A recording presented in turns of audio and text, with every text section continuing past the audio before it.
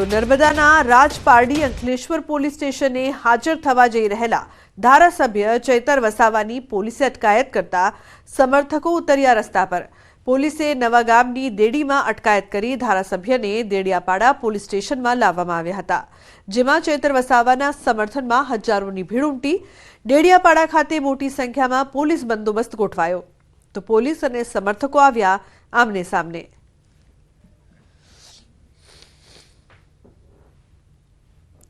ત્યાં એટલું બધું દારૂ ડ્રગ્સ ઇનલીગલી બધું ચાલે છે, એના પર કેમ કાર્યવાહી કરતા નથી? અમે તો સીસીટીવી ફૂટેજ આપ્યા છે 35 જેવા, એના પર કોઈ કાર્યવાહી નથી। અમારા પર ઉપરા છાપરી રાતોરાત બે એફઆઈઆર થઈ જાય 70 લોકો પર। યાર અમારે કે પછી છોડી દેવાનું છે? એટલે અમારા ન્યાય માટે અમે તો નીકળેલા છે। પોલીસને યોગ્ય લાગે પૂરવાના હોય તો પૂરી દો। તો ગીર સોમનાથમાં સિંહ બાળ કૂવામાં ખાબક્યું। સૂત્રાપાડાના લોઢવા ગામની ઘટના। વન વિભાગે કૂવામાંથી સિંહ બાળનું રેસ્ક્યુ કર્યું। સિંહ બાળને રેસ્ક્યુ કરીને જીવંત બહાર કઢાયું। સારવાર અર્થે અમરાપુર એનિમલ કેર સેન્ટર લઈ જવાયું।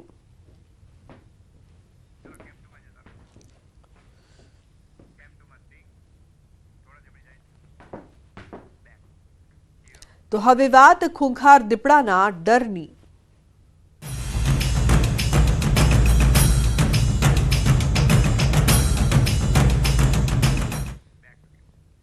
તો ભાવનગરના શિહોર તાલુકામાં દીપડાનો આતંક યથાવત છે। શિહોર તાલુકાના સર ગામે દીપડાએ વધુ એક પશુનું મારણ કર્યું। સર ગામે ફરી એકવાર દીપડાના આતંકથી ગ્રામજનોમાં ભયનો માહોલ જોવા મળ્યો છે।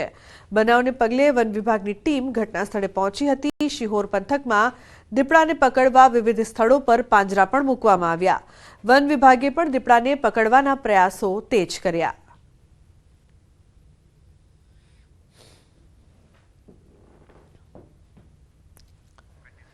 તો દાહોદમાં ફરી એક વખત દીપડો દેખાયો છે। ગરબાડા તાલુકાના નવા ફળિયામાં દીપડો દેખાતા લોકોમાં ભયનો માહોલ ફેલાયો।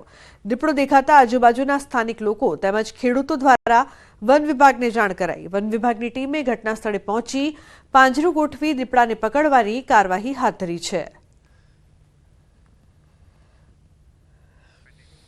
તો સુરતના માંગરોળના નાના નરોલી ગામે શેરડીના ખેતરમાંથી બીમાર હાલતમાં દીપડો નજરે ચડ્યો। સ્થાનિકોએ વાંકલ વન વિભાગની ટીમને જાણ કરી સ્થળ પર દોડી ગયેલ વન વિભાગની ટીમે દીપડાનું રેસ્ક્યુ કર્યું। દીપડાને પશુ ચિકિત્સા કેન્દ્ર ખાતે લાવીને જરૂરી સારવાર કરાઈ। દીપડો સ્વસ્થ થઈ જતા સુરક્ષિત જંગલ વિસ્તારમાં મુક્ત કરવાની તજવીજ હાથ ધરવામાં આવી।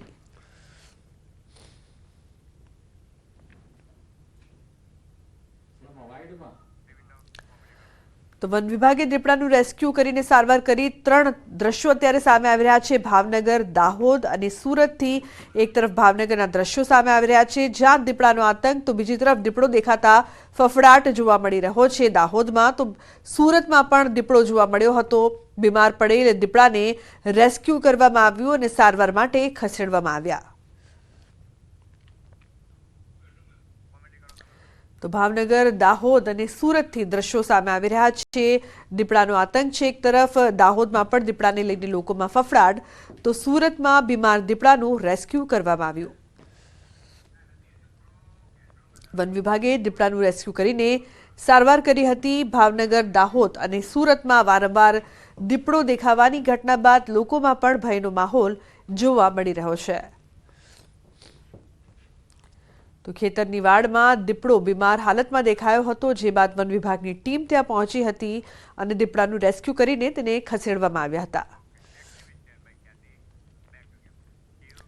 અમદાવાદમાં ખ્યાતિકાંડમાં મોટા ખુલાસા થયા છે। નકલી આયુષ્માન કાર્ડ બનાવવાનું કૌભાંડ, ક્રાઇમ બ્રાન્ચ જેસીપી શરદ સિંઘલનું નિવેદન। આરોપીઓ આયુષ્માન જાતે કાર્ડ બનાવતા, 15 મિનિટમાં આરોપીઓ કાર્ડ તૈયાર કરી દેતા, દર્દીઓ પાસેથી 1500 થી 2000 રૂપિયા લેતા હતા।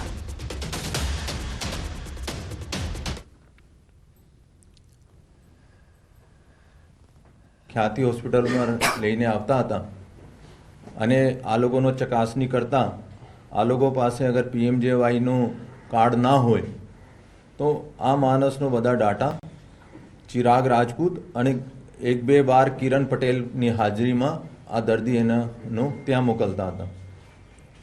ચિરાગ રાજપૂતનો જ્યારે આ બાબતમાં પૂછપરછ કરવામાં આવ્યો ત્યારે એને કીધું કે આ નિમેશ કરીને છોકરો છે અને આ છોકરાઓનો સંપર્ક કરતા 1500 રૂપિયામાં એક કાર્ડ બનાવી આપતા હતા. તો આરોપી નિમેશ પાસેથી 3000 આયુષ્માન કાર્ડ મળ્યા છે. અશફાક અમદાવાદમાં કાર્ડ બનાવતો, ઇમ્તિયાઝ ભાવનગરમાં કાર્ડ બનાવતો, ઇમરાન સુરતમાં કાર્ડ બનાવતો હતો. આરોપીની હાલમાં કડક પૂછપરછ શરૂ કરવામાં આવી છે. આ લોકોની પ્રથમ પૂછપરછમાં 3000થી વધારે PMJY કાર્ડ આ લોકોએ બનાવ્યા છે.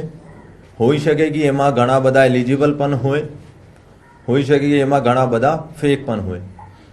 તો આ તપાસનો વિષય છે કે 3000 કાર્ડ અમે PMJY જો ઓથોરિટીઝ પાસેથી એનો ડિટેલ્સ માંગશે અને પછી એનો મેચ કરવામાં આવશે. અને કોણ સે હોસ્પિટલથી IP પણ એનો લેવામાં આવશે કે કોઈ હોસ્પિટલમાંથી બનાવવામાં આવ્યા છે યા કંઈ ઓરથી બનાવવામાં આવ્યા છે યા હોસ્પિટલનો મોકલવામાં આવ્યા છે.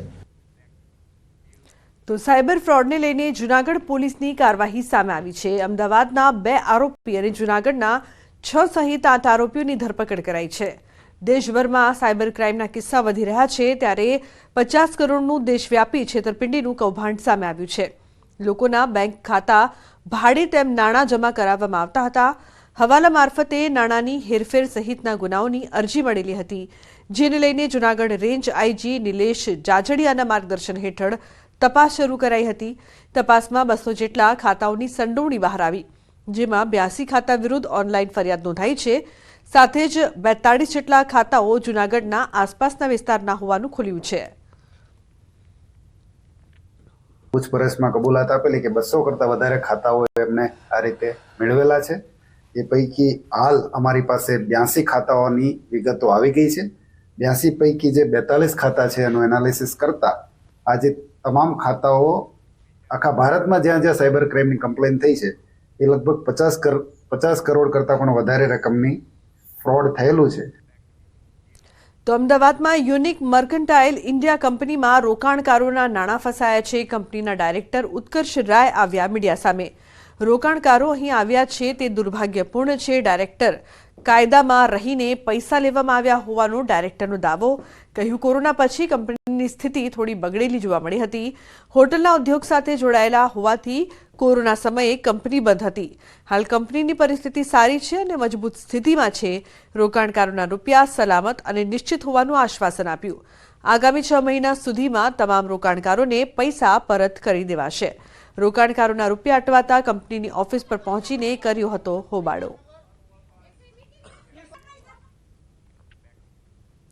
અને મહત્વપૂર્ણ સમાચારની જો વાત કરીએ તો મોરબીમાં યુવતીને લગ્નની લાલચ આપી યુવકે વારંવાર દુષ્કર્મ આચર્યાની ફરિયાદ. મોરબીના યુવકે સોશિયલ મીડિયાથી યુવતી સાથે મૈત્રી કરી, ત્યારબાદ લગ્નની લાલચ આપી પોતાની પ્રેમજાળમાં ફસાવી અનેકવાર શારીરિક સંબંધ બાંધ્યો, પરંતુ ત્યારબાદ યુવક વૈભવ ભોરણિયાએ કોઈ અન્ય યુવતી સાથે સગાઈ કરી લીધી અને યુવતી સાથેનો તમામ સંબંધ કાપી નાખ્યો, જેથી ભાંગી પડેલી યુવતીએ એસિડ પીને આત્મહત્યાનો પ્રયાસ પણ કર્યો હતો. ત્યારે પોલીસે પીડિતાની ફરિયાદના આધારે આરોપી વિરુદ્ધ એટ્રોસિટી અને દુષ્કર્મનો ગુનો નોંધીને આરોપીની ધરપકડ કરીને કાર્યવાહી હાથ ધરી છે.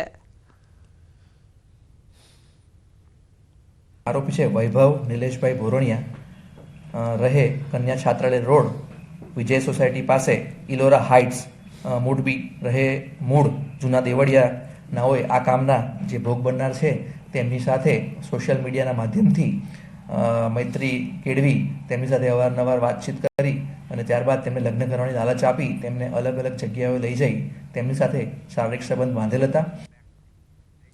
તો બુલેટિનમાં હાલ રોકાઈશું એક બ્રેક માટે. આપ જોતા રહો ન્યૂઝ 18 ગુજરાતી.